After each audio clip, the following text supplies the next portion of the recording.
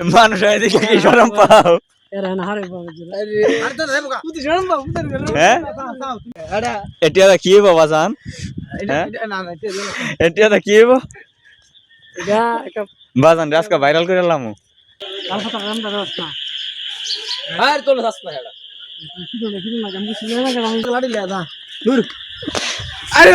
ওই জায়গার মধ্যে দেখে নি তো বাই বাতি জ্বালিয়ে আসে ফানি ভিডিও তৈরি করলাম আর কি। Hey guys, welcome to my new blog. আর এখন বাজে হচ্ছে সকাল 11:30। আর এত বেশি পরিমাণের ঝড় তুফান আর বাতাস হয়েছে রাতের বেলায়। এই যে দেখেন সারা বন্ধের পানি নামতেছে আমাদের, এই যে আমাদের ডুবাই, এই যে সারা বন্ধের পানি।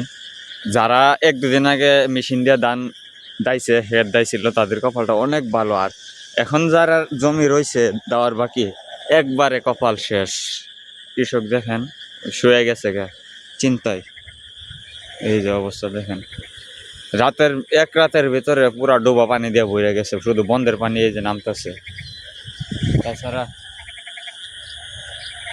এখন যে অবস্থা ধান খেতের, এই যে দেখেন এরকম ভাবে প্রত্যেকটা ধান খেতে শুয়ে গেছে একবারে, এত বেশি। এই আমার মনে হয় অর্ধেক ধান মাইর যাইব গা, অর্ধেক ধান জমির এই বাদ হয়ে যাইব গা প্রত্যেকটা জমির। আর আল্লাহ না করুক যাতে ক্ষতি না হয়, কারণ এই বছর কৃষক কারেন্ট সমস্যা, গ্যাস সমস্যা, দেশের বিভিন্ন সমস্যায় ফলে কারেন্ট বিল অনেক বেশি আছে। মানে সব জিনিসের দাম বাড়তি, সার টার, এই কামলা মনি, ধানের জ্বালা, সব কিছু মিলায়া, ট্রাক্টর, এই আলবাওনি সব মিলায় অনেক খরচ হয়েছে এই জমির মধ্যে। এখন যদি এইটি পরিপূর্ণভাবে ধানগুলো কৃষকরা না পায়, তাহলে এত লস হইব এবছর, এত পরিমাণে লস হইব যে বাংলাদেশের কোনো কৃষক বলতে পারবে না যে এবছর আমি উন্নতি করছি গৃহস্থী করে। আল্লাহ না করুক, সবাই যাতে তার জমির ধানগুলো সহি সালামতে বাড়িতে নিতে পারে, সেই দুই করি। দেখেন, আর আমি গতকালকে তো শুধু আপনাদেরকে বলছিলাম যে এই 4-5 ইঞ্চি পানি হয়েছে জমির মধ্যে। আর আজকে দেখেন, আজকে পানির লেভেলটা প্রায় এই 1 ফুটের উপরে।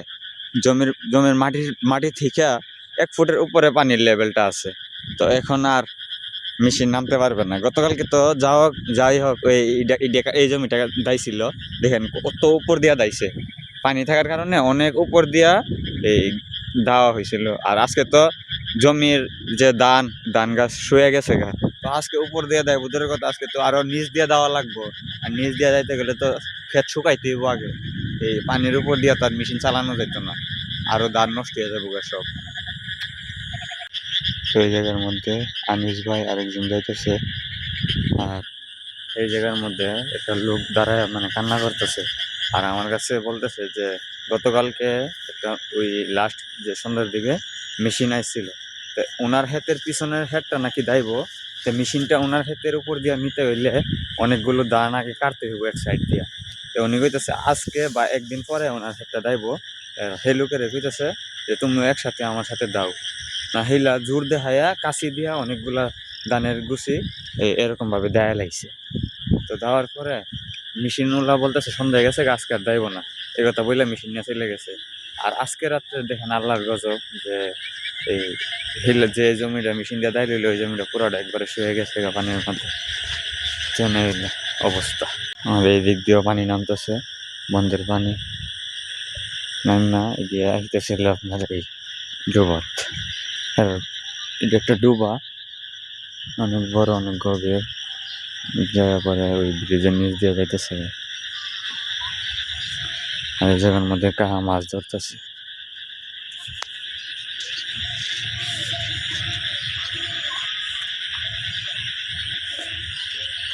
রাস্তাঘাটের অবস্থা। ইয়াসিন কাকা আর ইয়াসিন কাকার আব্বা আসতেছে মেশিন নিয়ে।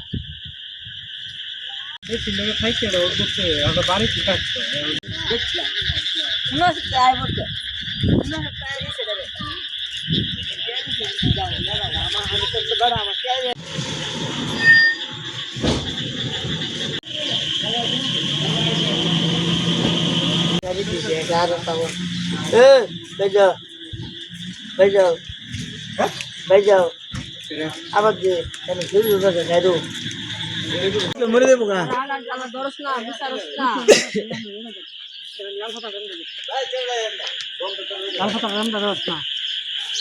আর তোর যাস না এটা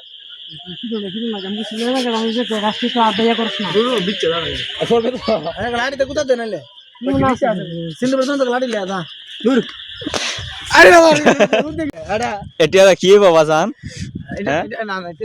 এতিয়া কি হব বাজান আজকে ভাইরাল করে এলাম 500 টাকা 200 টাকা 100 টাকা কি বানাইতেছে এটা হ্যাঁ নিজাম ভাই বানাইতেছে কি এটা ব্লগ করতেছে ব্লগ বানাইতেছে হ্যাঁ আজ আজ ভাইরাল ভাইরাল আছে কাছে আচ্ছা কি ভাইরাল কাকা আমরা লোকজন বাবা কি বানাইবো ডক্টর আমার থেকে ব্যাগ ধরবা তুমি একটা ব্যাগ ধরবা তুমি দে তো পাওয়া লড়তে পারতে না বুঝলি কোন ব্যাগ ধরবা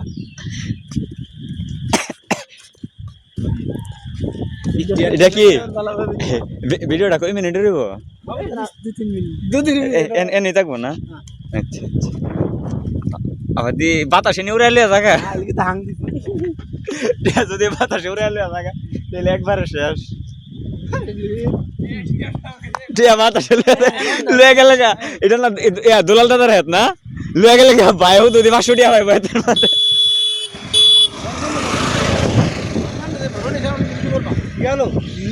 আমার এটা করতাম তোমার এটা দিবা আমরা তোমার নেবো আচ্ছা আচ্ছা না না দুজন কে মানুষ এদিকে কি শরম পাও এরা না হারে বাবা জি আরে তো রে বাবা তুই শরম বাবা উঠে গেল হ্যাঁ তুমি ব্যাগ ধর বাকাটা ঠিক আছে না তোমার না আগে বানাইছি তুমি কইবা আকাশটা অবস্থা খারাপ দেখ কি অবস্থা এবারে তুমি আজকে ব্যাগ তো বাটেঙ্গা লেছ না সুন্দর নেম তাও টাইম করব করে সুন্দর জার তলে মে কই দেব গা তোর কোন নাম তেল আটতা দিন তোরা দেখ গিয়া তুমি এরকম করে সুন্দর না বুঝছ না আমরা মুজাম ভিডিও করো তোমরা গাড়ি এলে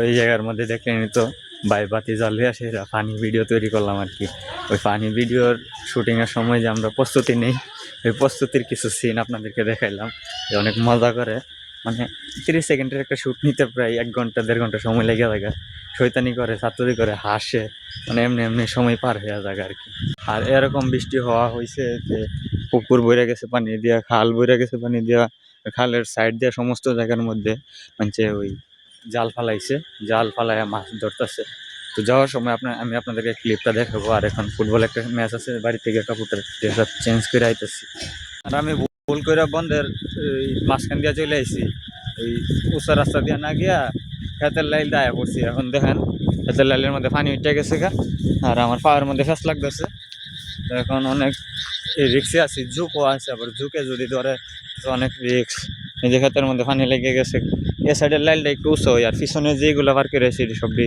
নেচা লাইল তো এখন তাড়াতাড়ি করে বাড়িতে যাই 2-3টা ভাত খাবো কিছু নাস্তা পানি করবো আর কি দুপুরের খাবার খাবো এখন বাজে গেছে বিকাল 5টা মানে 5টা থেকে একটু কম আছে তো তাড়াতাড়ি করে গিয়া খাওয়া দাওয়া করে কাপড়টা চেঞ্জ করে এক দৌড়ে সোজা মার্কেটে চলে যাবো ওইখানে পোলাপান অপেক্ষা করতেছে প্লেয়ারের জন্য তো আমার হয়তো বা 10-12 জন প্লেয়ার হইব তাড়াতাড়ি করে গিয়া দেখি এই যে দেখেন ধান ক্ষেতের অবস্থা একবারে শুয়ে গেছে ঘাসও আর এই জায়গার মধ্যেই মেশিন কলটা আসছিল যেটা এই পাশের গড়িত উঠে নিয়ে গেছে তো বর্ষার সিজন আইসা পড়ছে তো বৃষ্টি বাদলের দিন এই জন্য মেশিন উঠে নিয়ে গেছে তো গাইস খেলাধুলা শেষ করে এখন বাড়ির দিকে যাইতেছি আর মার্কেট থেকে এই যে কিছু সদাই নিয়ে নিছি তো আজকের ভিডিওটা এই পর্যন্ত ভালো লাগলে অবশ্যই লাইক কমেন্ট শেয়ার সাবস্ক্রাইব করবেন থ্যাংকস ফর ওয়াচিং